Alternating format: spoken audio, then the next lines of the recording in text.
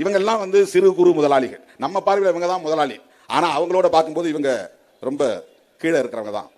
மிகப்பெரிய வேறுபாடு இருக்குது. இங்க உற்பத்தி ஆகிறதான் திருப்பூர்ல உற்பத்தி ஆகக்கூடிய டிஷர்ட், நமக்கு கிடைக்கிற டிஷர்ட் வேற, அமெரிக்காவுக்கு போற தரம் வேற, இங்க வாங்க முடியாது. அப்படி தரம் உயர்ந்த பொருட்களை திருப்பூரிலேயே உற்பத்தி செய்கிறோம்.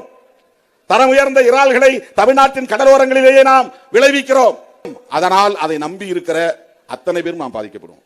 எனவே மோடி அரசின் தவறான பொருளாதார கொள்கை, அம்பானி அதானி போன்ற தன் நண்பர்களுக்கான பொருளாதார கொள்கை, தவறான வெளியுறவு கொள்கை, இவற்றால் இன்றைக்கு நாம் பாதிக்கப்படுகிறோம். புதிய புதிய சட்டங்களை கொண்டு வருகிறார்கள். சனாதன அரசியலை இங்கே திணிக்கிறார்கள். சாதி பெருமைகளை பரப்புகிறார்கள். மத வெறியை தூண்டுகிறார்கள். இதுக்குள்ள நீ சண்டை போட்டுக்கட, நான் ஆண்ட பரம்பரை, நான் அந்த வம்சம் இந்த வம்சம், இப்படியே சண்டை போட்டுட்டு கடை. நான் அதானி அம்பானிக்காக இங்க எல்லா வேலையும் செய்யறேன், கார்பரேட்டுகளுக்காக செய்யறேன். இதுல பெரிய பெரிய கார்பரேட் முதலாளிகளாக இருக்கக்கூடியவர்களில் மிக உயர்ந்த சாதிக்காரர்கள் தான் இந்தியாவிலே இருக்கிறார்கள். அந்த லெவல்ல கூட ஒரே ஒரு ஓபிசி கூட வர முடியாது. ஆண்ட பரம்பரை எவரும் கார்பரேட் முதலாளியா வர முடியாது. இன்னும் 100 வருஷம் ஆனா கூட வர முடியாது. சாதி பெருமை பேசிட்டு நீ சண்டை போட்டு தான் கிடக்க முடியும். உன்னை விட நான் பெரிய சாதி, உயர்ந்த சாதி அப்படின்னு சண்டை போட்டு தான் கிடக்க முடியும். உன்னால கார்பரேட் முதலாளியாக கூட வர முடியாது.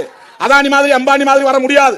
அப்படித்தான் இங்கே பொருளாதார உற்பத்தி முறை இருக்கிறது, விநியோக முறை இருக்கிறது, வரி விதிப்பு முறை இருக்கிறது, பாசிச பாஜக அரசின் வர்த்தக கொள்கை உறவுகள் இருக்கின்றன. இதை புரிந்து கொள்வதற்கு கூட நமக்கு போதிய புரிதல் தேவைப்படுகிறது.